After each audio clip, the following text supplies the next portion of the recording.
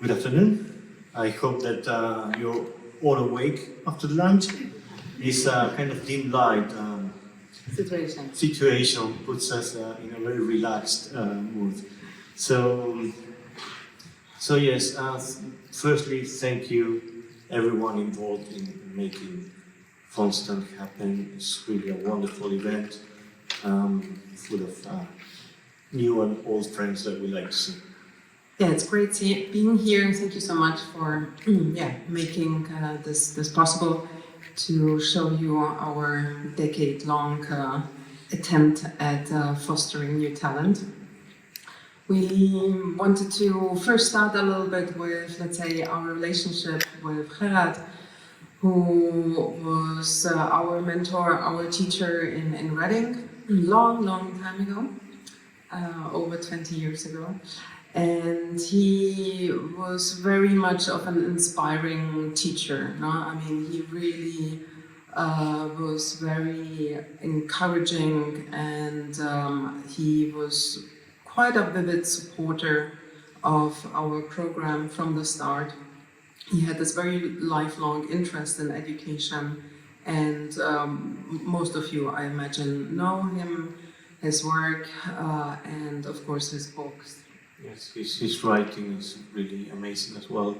One of the interesting things of being Gerard's student is that he would never try to force his own views on the design. So he had very clear views on how things could work, but he would be an expert at opening lateral doors for you to find new paths to actually improve the idea that you already have, instead of making you think of a new one or a different one that was of his preference, right? Yeah, he wasn't really pressing his own ideas onto your own design. He was very patient and quite witty. You know, I mean, I always liked his cheekiness and a part of his color choices, of course. And he was a very empathic person. So in a way, I think we, his students, learned a lot also from him as a human, not just as a teacher, but really as being this very empathic person. And he had a very meticulous, very keen eye on details, and he managed to explain what he means, no? And where the problems were, to kind of pointing this out. He managed to do it in a very super charming way.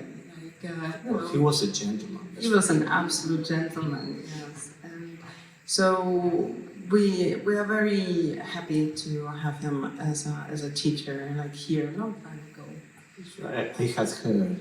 Yeah, he really was also somewhere here.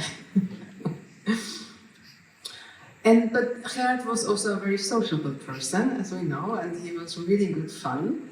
So this was one of our first TypeTogether dinners in Amsterdam during A-Type-I, where I made everyone walk for several kilometers, and I still hear that every time.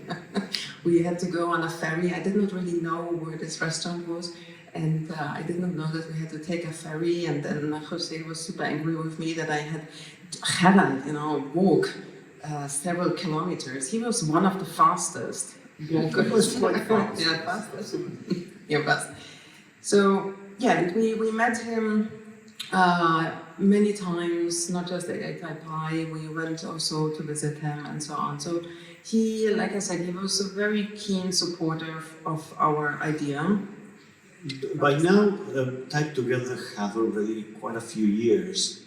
It was in 2011 that Gerard approaches us to publish two of his typefaces. Back then, Yes, two of his typefaces with us. And that was something that was a bit of a challenge as well for us. Yeah, we were quite scared at the beginning because he asked us to expand. He was looking for a new home for his funds, and he really liked our approach to covering a larger character set, because back then, I mean, his fonts were covering the minimal diacritics and languages, Western European languages, and so he asked. Basically, we expanded his font to other languages and added a few other parts. And it was challenging and somehow it was an effort that we saw as oh no,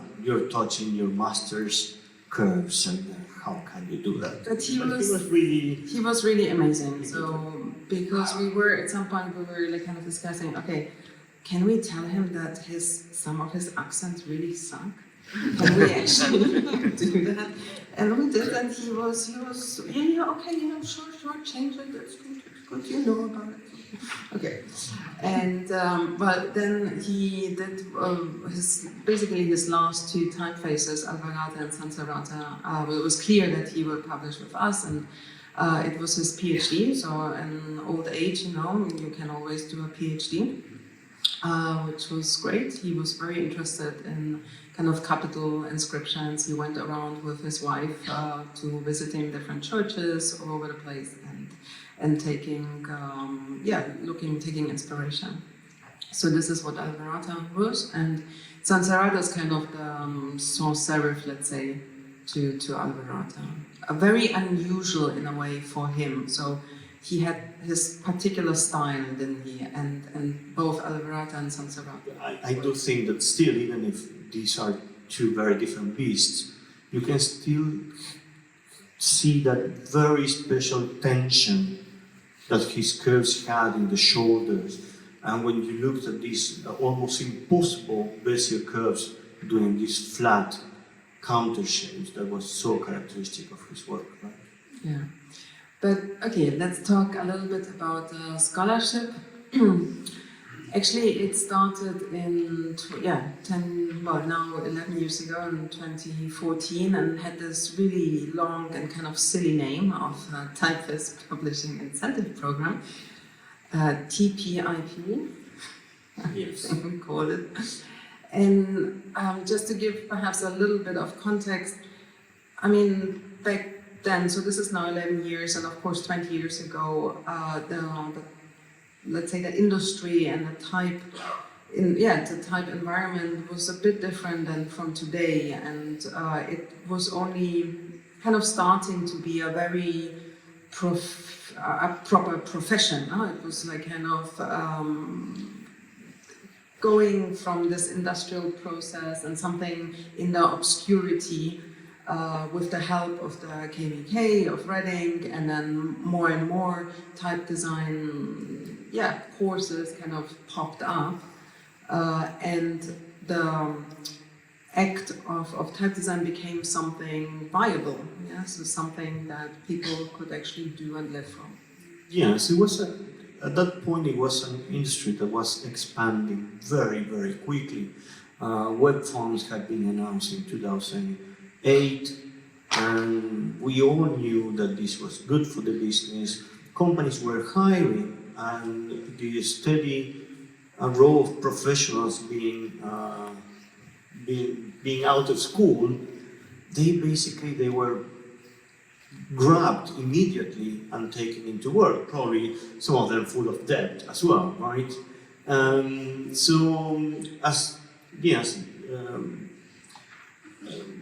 As it was said before, basically you had a lot of these very interesting projects that ended up in drawers and never to see the light. Yeah, so in 2014, TypeTogether was still quite young. It was we only had grown from 2 to 5, but only 3 designers. And in a way, we thought about this idea of how can we grow our library in a more quicker and faster way. Although we had published some fonts from our kind of colleagues, but that experience wasn't that great because they took too long, or they were not in the level that needed to be, and so we kind of together with seeing a lot of student work in various workshops and educational situations that we had found ourselves for since the beginning. Yeah, well, it is fair to mention here that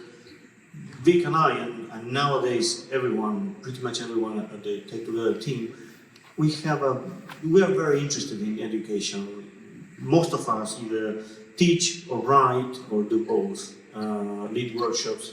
And so this was kind of a natural consequence of that. And I think that's how we got into the first scholarship, right? Yeah, where kind of this idea cropped up that because we saw, in a way, and we know it from ourselves, that student work is kind of free of a lot of commercial constraints. You have a certain naivety, there's something a bit more dynamic or something going on.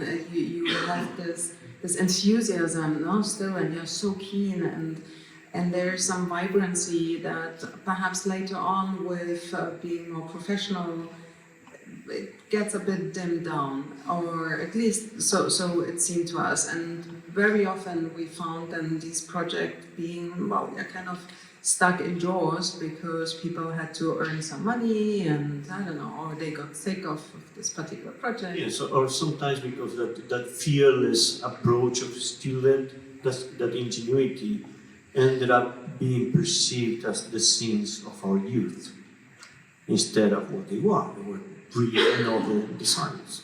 So really our goal was to kind of support this, let's say, emerging talent and to help young designers publish their fonts. And so how does it work?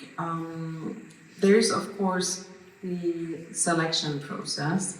And at the very beginning, I mean, this started super simple. Yeah, we did not even know if anyone will apply. There were quite a few from the start, and we just looked through no, yes, no, yes, no, no, no, yes, okay, and then going, a bit more detailed. But it was clear in the next few that we needed to become a bit more organized, a bit more structured. And as the TypeTogether team grew, most people in the team became involved in the selection process.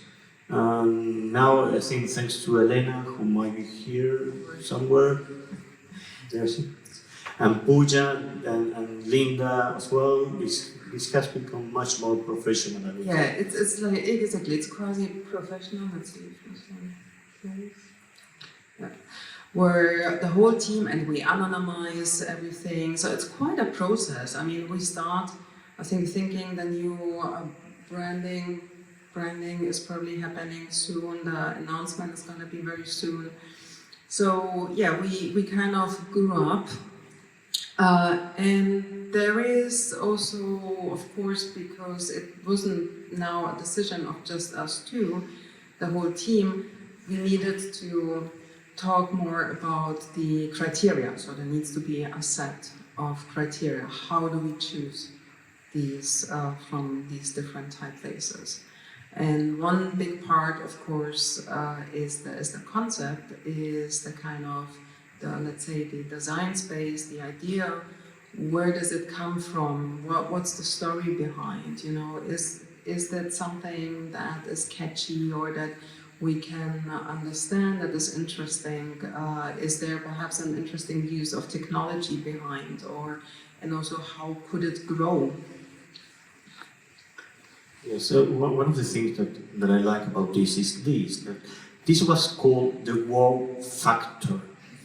So it is like one of those talent shows in the. I mean, yeah. But yes, that means really how innovative the project feels. It's very subjective, that one, of course. But also we look a little bit about will the project fit into the library, because we still have a curated library.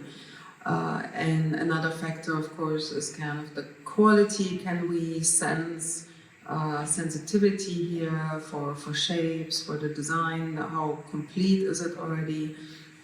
And of course, also markability, which nowadays becomes more and more important.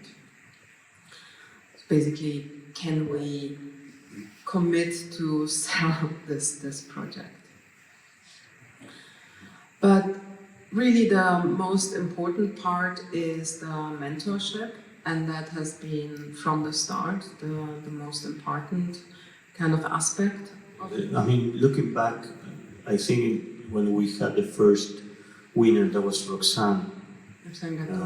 And her project was amazing, but we kind of probably misjudged the amount of effort that it was going to take from us. This is one meeting of at least 1 hour per week for 2 years. Or more. Or more, mentoring a single student. And so with Roxanne, in a way, we kind of learned along the way how to do this, and we probably learned as much as her. But Roxanne became part of TT, there she is, in one of our retreats. And now she's at Apple. So, you know, she got kind of snatched away from us. Good for her. And when we can, we meet the winners or our mentees. We really try to share kind of our experiences, our knowledge. With Juan, that was a little bit more involved because it was our first kind of Bengali. Right, so it was us probably working with him on the Latin, but with the Bengali it was Puja Saxena. And mentoring. And yes, and I think that it is important that they get contact with the whole team and they understand how each part of Type Foundry works, that they get somehow involved in the writing of the copywriting and checking the copywriting, seeing does it will fit what they expected. They work with the graphics team in creating the collateral graphics, so they get involved in the whole process of publishing a font. And now also we invite them and the previous mentee to our retreat, so they kind of can exchange a little bit and complain or not complain, and kind of yeah. But most of the time it's really online and taking, well, because TypeTogether is online, so that's where most of the work really happens. But yes, when we can, we definitely meet. It does make a bit of a different experience. You can be faster. So in a way, one of the first kind of steps to do is to really look at the design space. So what's there? How is this project really constructed? Where does the designer want to go with this? And in most cases, we redefine the scope a bit. Very often, like in Florian's lectorat, it was just too much. It was not so, and you can see tendencies from the different design schools with the kind of projects that they bring. Some of them they try to explore in the sense of additional scripts. Some of them with technology. Some of them with different styles. And yes, but very often it's a good practice to try to limit the scope of the project, so it is actually something that we can do and finish. Yeah, and them, I mean, they are doing the most work still. We need to still comment on that, so yeah. Sure, so there's a lot of discussion. We kind of, especially at the beginning, we discuss the direction, we give detailed feedback, look at proportions, kind of ask them to do some testing, consistencies, and so on, and so on. And we kind of provide production documents, testing sheets, and in a way, it's a bit like an internship, yeah. So where they really get to work in the different stages, where they get to also not only mentored by us, but by other senior designers or going through the engineering process. And but yeah, it's basically reviewing, fine-tuning, exploring, testing, talking, and nudging, explaining. Sometimes like questioning, okay, is this really a good decision that you are trying to do here? Perhaps try something else. But ultimately, it is the designer's work, their decision. We suggest, perhaps we convince sometimes, but we. It is their project and their name on it. So. Because, so it's not just the mentoring, we actually do give them some money to be able to work on this, because especially the first few months we ask them to actually work about 20 hours only on this project, because with the very first 2 or 3, we did not have that much money to give, so obviously we could not tell them, look, you have to just work on this and 4 months, that's it. Now, well, we still don't do that, but at least there is a little bit more encouragement, a bit more possibility to support them, because otherwise you end up with like 3 years, and that's no good. Everyone gets just too tired of that.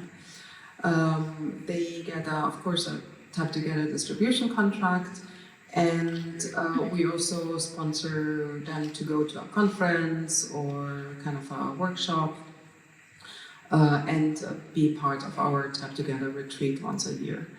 And well, like here, Nina and Emma, we kind of encourage them to present their work. This was in Barcelona 2 years ago, or 3 even, I don't know.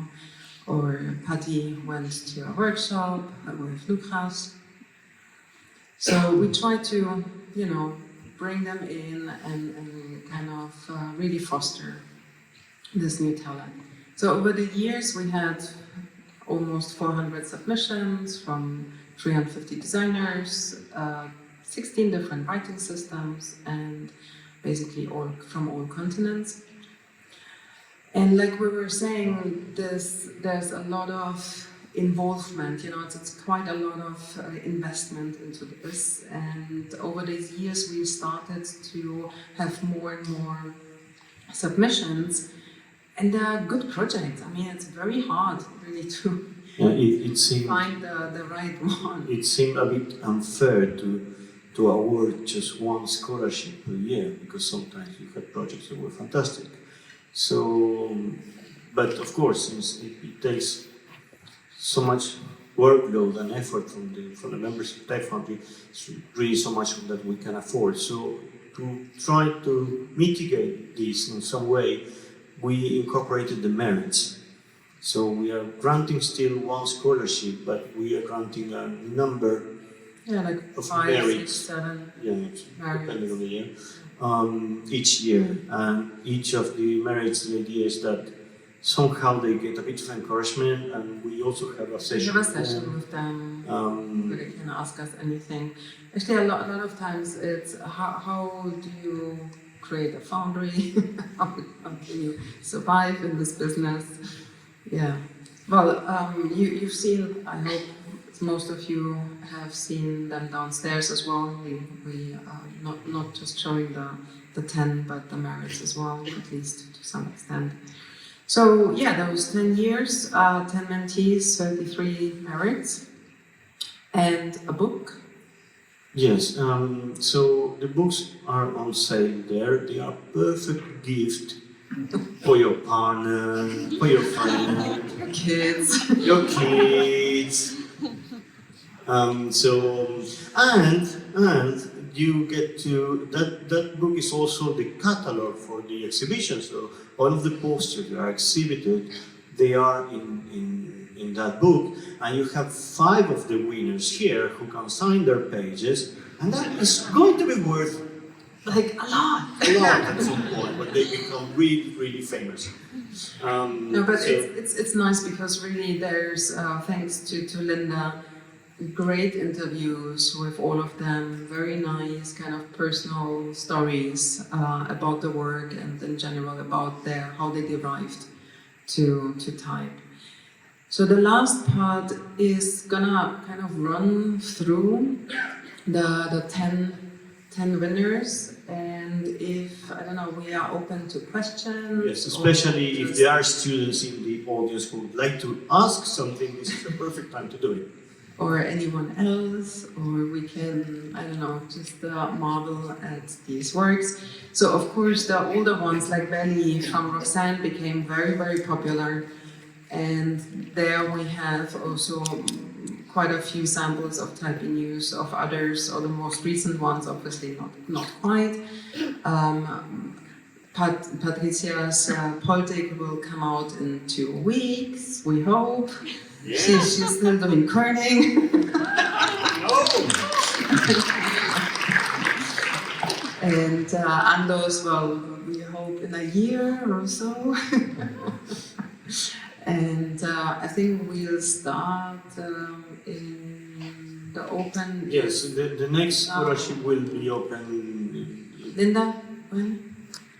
Weeks? Call for entries early April, I think. Early April. Early April, so yes, We'll start. 15th for that.